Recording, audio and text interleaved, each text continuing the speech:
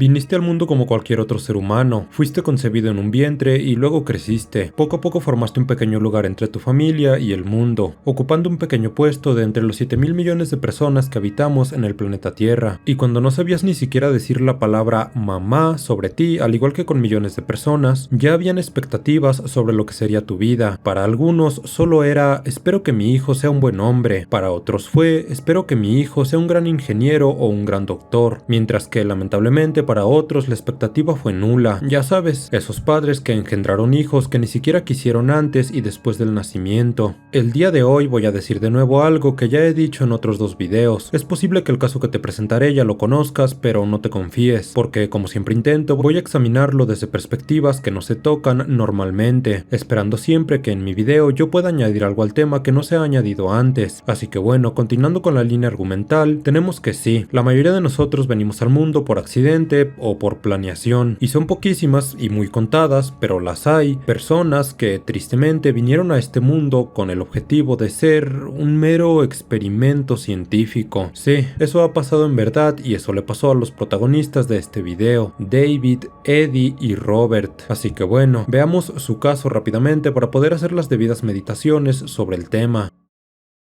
Aquel día, Robert, de 19 años, llegó a su primer día de universidad. Como ésta se encontraba a 110 millas de su hogar, era normal que él no conociera a nadie ahí, pero parecía que, por el contrario, todos lo conocían a él. Todos lo saludaban como quienes saludan a un viejo amigo. No es que Robert fuera especialmente guapo o musculado como para que esa fuera la explicación de su misteriosa popularidad. La explicación era más simple pero más compleja. Tenía un hermano gemelo que no conocía y que estudió en esa universidad. Pronto se enteró de ello cuando llegó a su habitación en el campus y un desconocido se acercó a él confundiéndolo con un tal Eddie. Luego este mismo desconocido, impresionado, le juró a Robert que él tenía un amigo idéntico, y cuando Robert habló y dijo su fecha de nacimiento y edad, no hubo dudas y las conjeturas se hicieron. Robert tenía un hermano gemelo. Este descubrimiento tuvo lugar por eso de las 9 de la noche, pero desde luego la impresión era tal que Robert no pudo esperar al día siguiente. De inmediato se acompañó con el amigo de Eddie y subiéndose a su vehículo emprendieron un viaje por carretera de 2 horas para llegar a donde vivía su hermano gemelo. Una vez en el lugar fue tal cual, como gota y gota. Eddie y Robert eran gemelos idénticos. Desde luego, si ya te sorprende a ti descubrir que un amigo tiene un gemelo idéntico, imagina la conmoción de los gemelos mismos, quienes ya sabían que habían sido adoptados, pero ni ellos ni sus familias postizas sabían el hecho de que había regado en el mundo un gemelo de sus respectivos hijos. Vaya, las familias habían adoptado a estos niños con la creencia de que eran hijos únicos. En este punto casi que ya quisiera comenzar a hablar de las implicaciones psicológicas de esto, pero es mejor terminar primero la historia. En aquellos tiempos las noticias virales no eran compartidas millones de veces por redes sociales como hoy. En aquellos tiempos eran imprimidas miles de veces en cientos de periódicos y sintonizadas en noticieros locales y hasta internacionales, si es que la noticia de verdad era buena. Y si la historia de Eddie y Robert era muy viral, imagina lo mucho que lo fue todavía más cuando resulta que no eran gemelos, eran en realidad trillizos. El tercero, David, de obviamente 19 años de edad, se encontró con la curiosa noticia de los gemelos en el periódico. Resulta que dos gemelos idénticos a él causaron revuelo por su bonita historia de separación y reencuentro. Pronto los tres estuvieron juntos. Para las familias, aquello era no solo irreal, era directamente una situación que los hacía pensar que estaban viviendo en alguna especie de sueño extraño y que en algún momento despertarían a la realidad. Pero la realidad, sin embargo, era aquella. Habían 3 Eddies, 3 Roberts o 3 Davids. Los muchachos se llevaban muy bien, congeniaron de inmediato y pronto se mudaron juntos a un departamento. También lograron localizar a su madre biológica para reunirse con ella, pero nada realmente interesante salió de ese encuentro, más allá de la justificación de la madre. Dio a los trillizos en adopción porque no podía hacerse económicamente cargo de 3 hijos que además fueron fruto no de una relación amorosa sino de una aventura de una noche en un baile del colegio. Por supuesto que la prensa y los shows televisivos no iban a desaprovechar una historia como esta, que en los ojos correctos supone un montón de dinero y espectadores. Los trillizos aparecieron en entrevistas para la radio, la televisión, el periódico, incluso en algunas películas. En todos lugares y en todos los medios de comunicación se hicieron presentes. Era una historia que valía la pena ser escuchada algunas veces, sobre todo porque aparte del reencuentro, los trillizos tenían mucho en común más allá de lo obvio. Compartían gustos, aficiones, maneras, modos y no importaba que provenían de familias con clases sociales diferentes. Sus hábitos compartidos y su genética casi idéntica parecían sobreponerse a todo y nada tenía que ver la crianza y el estilo de vida que llevaron, aunque eso solo era en lo superficial. Ya verás cómo esta historia se tiñe color de rosa en un momento, pero para el otro nos topamos de frente con una historia inquietante y terrible. Las cosas pintaban muy bien en aquella relación tripartita, y aprovechando el auge de su fama y popularidad, el trío fundó un restaurante, que como era de esperar, estaba a rebosar de clientes, tanto como para que en un solo año hicieran más de $1 millón en ganancias. Los tres hermanos eran inseparables, hasta que, como muchas veces ha pasado en millones de familias de todo el mundo, los negocios hicieron de las suyas y los lazos familiares o amistosos fueron puestos a prueba. Los tres tenían ideas diferentes sobre cómo administrar el creciente negocio, sobre todo Robert, quien como consecuencia de las disputas abandonó su labor y su participación en el restaurante. Además, claro, los años estaban pasando y los tres hacían sus vidas. Eventualmente tuvieron a sus parejas, luego a sus hijos y a sus familias. Ya no eran los libertinos chicos adolescentes de 19 años que en los 80s se habían hecho de fama y reconocimiento. Y por si no fuera poco, el padre de David, hombre bondadoso y gentil, siempre había sido un pilar fundamental para la armonía de la relación entre los trillizos. Era de esas personas que todo el tiempo quieren ver a los demás en paz, pasándola bien. Él siempre incitaba a los hermanos a apoyarse mutuamente y tal, pero se llegó el triste y temido día que todos tememos. Este hombre, el padre adoptivo de David, falleció. Un par de gemelos pueden ser física y mentalmente idénticos, pero siempre está ahí, latente o a veces muy presente la personalidad. Eddie, Robert y David tenían personalidades muy igualadas en muchos aspectos, pero muy dispares en otros. Ahora sabrás por qué es importante mencionarlo. Robert se desprendió del restaurante, por lo mismo también de su perfecta relación con sus hermanos gemelos. David la pasaba mal, su padre había muerto y ahora su relación de hermandad atravesaba dificultades, y sin embargo no fue él quien más sufría todo aquello, ese era Eddie. Extrañamente fue él el trillizo más afectado. Decían que desde la separación de Robert, Eddie tenía comportamientos erráticos, no dormía, estaba todo el rato ansioso o hacía cosas raras, como de pronto llamar por teléfono a la gente a altísimas horas por la noche. Para pesar de todos, fue diagnosticado con depresión maníaca y tuvieron que internarlo en un centro psiquiátrico para ayudarlo a sobrellevar todos sus pesares, pero de nada sirvió. Una vez que Eddie pudo dejar el psiquiátrico, volvió a trabajar en el restaurante,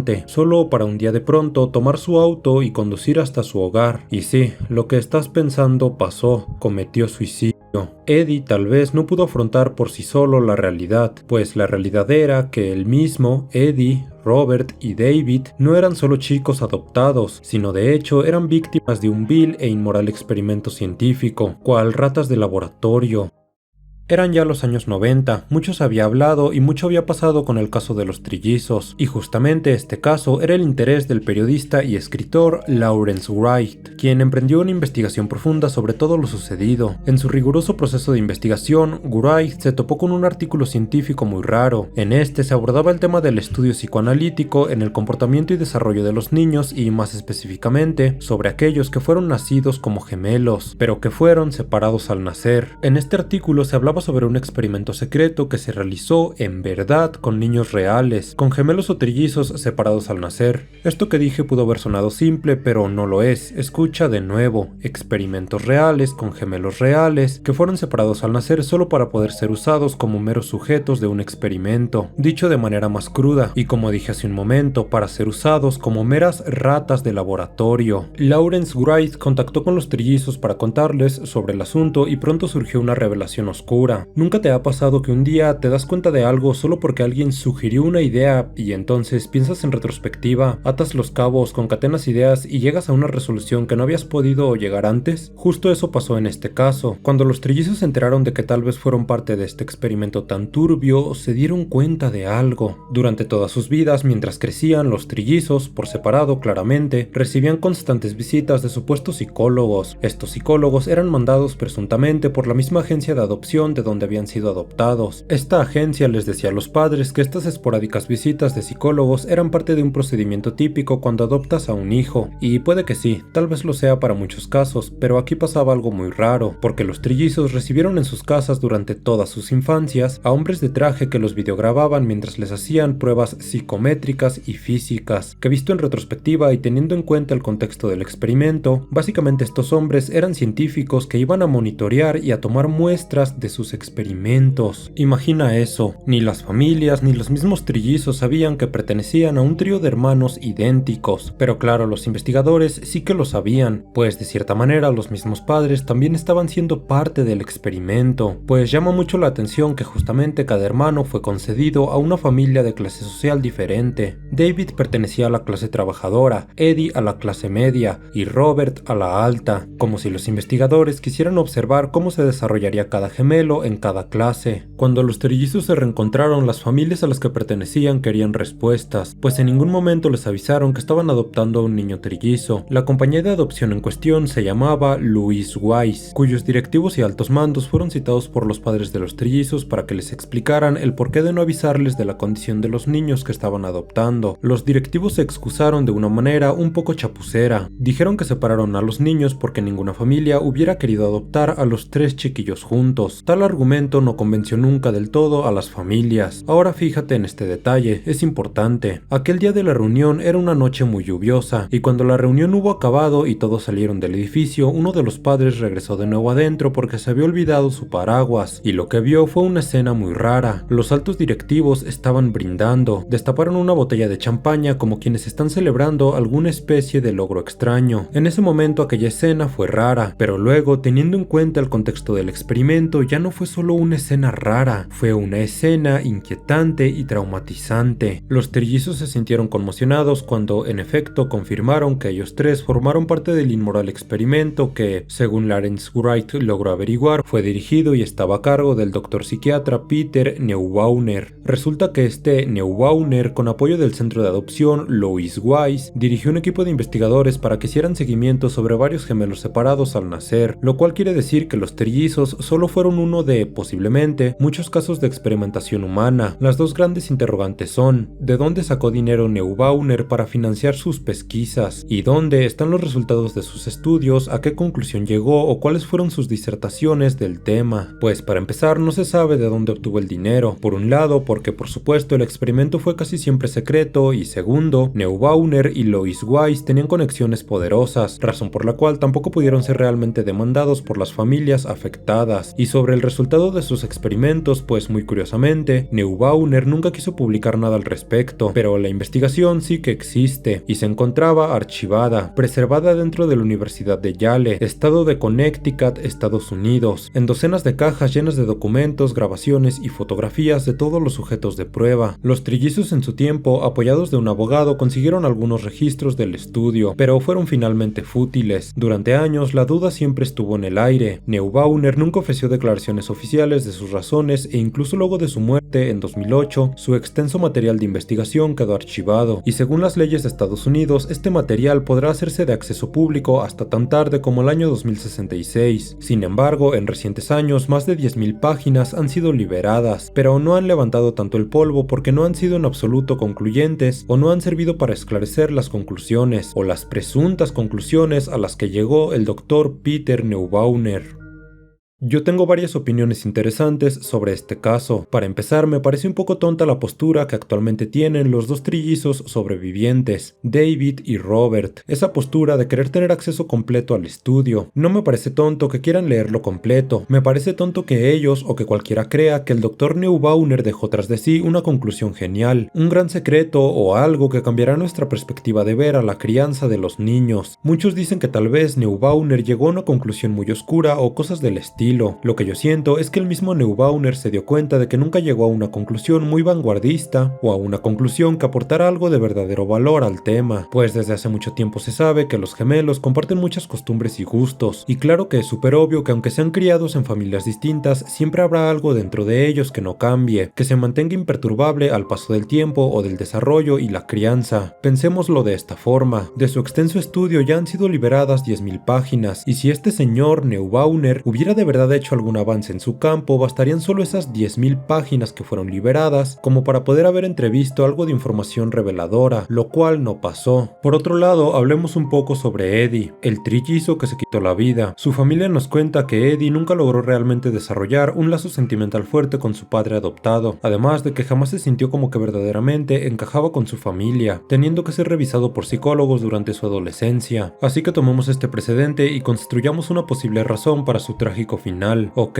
Eddie durante toda su vida sintió que nunca encajó, sintió que su lugar no era su lugar. Luego, de pronto, llegó el tema de los trillizos, la fama, el reconocimiento, la felicidad. Por fin el mundo tenía un lugar para él, un lugar donde se sentía bien. Luego entonces pasó lo de la separación de Robert del restaurante, y la relación de los trillizos se deterioró. Es como que Eddie creció en una familia donde no encajaba. Luego tenía por fin un lugar donde encajaba, con los trillizos, pero ese lugar le fue quitado y de nuevo volvió a lo de antes. Sí, o sea, tenía una esposa, se había casado y estaba formando una familia, pero bien sabemos que cuando alguien está deprimido cualquier cosa puede parecer cualquier cosa. Entonces, para ojos externos, la vida de Eddie podría parecer todo alegría. Incluso su esposa cuenta que en ese momento ni ella se dio cuenta de cuán grave era la depresión de Eddie, hasta que bueno, fue demasiado tarde. Esa es mi hipótesis. La depresión de Eddie fue consecuencia de, primero, no tener un lugar donde encajar con su familia. Segundo, encontrar después ese lugar con los trillizos, pero de nuevo ser desprendido de él cuando la relación empeoró. Y tercero, jamás poder encajar en su nueva vida de padre de familia y esposo. Que ojo, es fácil decir no encajar en ningún lugar, pero en estos casos, como el de Eddie, estamos hablando de un sentimiento de alienación inconmensurable. Un sentimiento tan grande que finalmente conmina a la gente a terminar con su vida.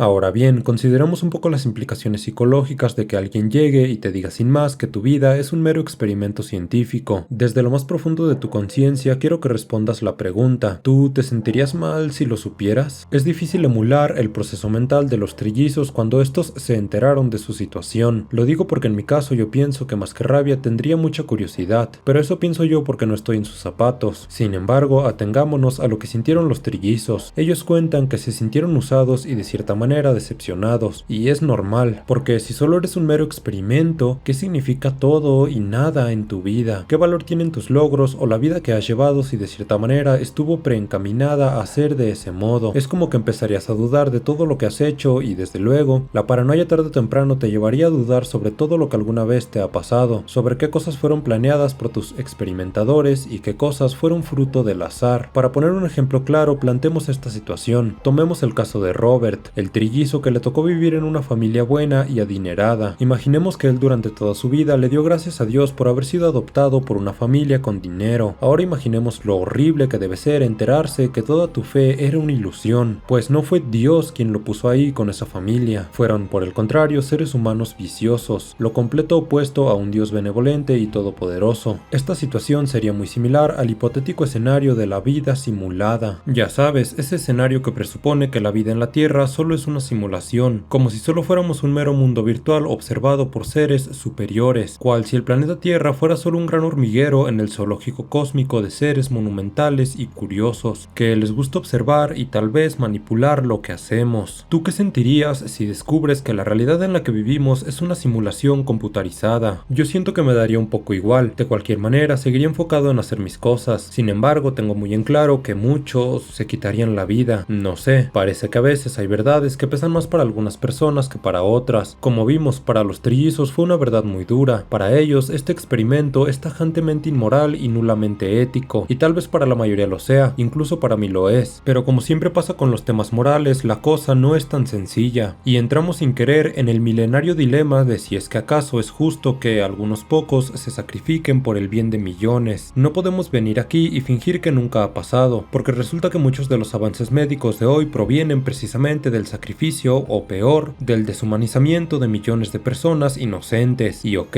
hay muchas personas inocentes que han muerto en pos de salvar la vida de millones, y cuando uno pone en números a las vidas humanas pasan cosas raras. Supongamos lo siguiente: ¿crees que sería justo que murieran 10 personas para salvar a 100 millones? Tal vez podrías decirme que no es justo, pero que es una decisión que debería ser tomada. Al fin y al cabo, 100 millones es mejor que 10. Y ok, pero ¿cómo de mucho cambiaría tu respuesta si tú fueras uno de esos 10 que se van a sacrificar por los 100 millones? O si esos 10 que se sacrificarán son tus seres queridos. Ese es el maldito problema, que cuando se trata de nosotros o nuestros allegados es más difícil tomar decisiones así. Y sí, es injusto que incluso una persona tenga que morir para salvar a 100 millones, pero así ha pasado siempre y siempre pasará en nuestra historia humana, por más que a algunos nos gustaría que de verdad las cosas no funcionaran así. Y el debate siempre va a estar en el aire, sobre si es justo experimentar con algunos pocos para poder tal vez descubrir algo y ayudar a millones más. Supongamos Supongamos, y solo supongamos, que Peter Neubauer, luego de experimentar con las vidas de varios gemelos, logró encontrar una gran respuesta sobre el comportamiento y la crianza. Una gran respuesta que ayudó a millones de familias por todo el mundo. Si esto fuera así, la pregunta entonces es obvia. ¿Sería ético, justo o moralmente correcto haber usado como sujetos de prueba a docenas de gemelos y trillizos solo para traer una respuesta o solo para traer paz o entendimiento a millones de personas y familias en la crianza de sus hijos? Yo pienso que no es justo cuando considero a los sujetos de prueba, cuando pienso en esos gemelos y trillizos usados como ratas de laboratorio, y luego no sé qué pensar cuando pienso en posibles millones de familias que podrían ser felices. Es un tema complejo porque no sabes qué postura tomar. En mi caso, siento que no es ético y es muy injusto, pero no por ello no beneficioso. Es decir, sí, es terrible que usaran a gemelos para experimentar y ojalá no lo hubieran hecho nunca, pero no por ello no dejaría de ser útil por más que sea una realidad terrible y muy injusta. Esto suponiendo, repito, si es que acaso Neubauer en efecto hubiera hallado alguna gran respuesta, aunque claro, yo no fui uno de sus gemelos de prueba y si lo hubiera sido tal vez tendría otra opinión. Y este tema sobre la moralidad con los experimentos es un asunto tal vez muy denso para tratar con profundidad en este video, pero por lo pronto, ¿qué piensas tú?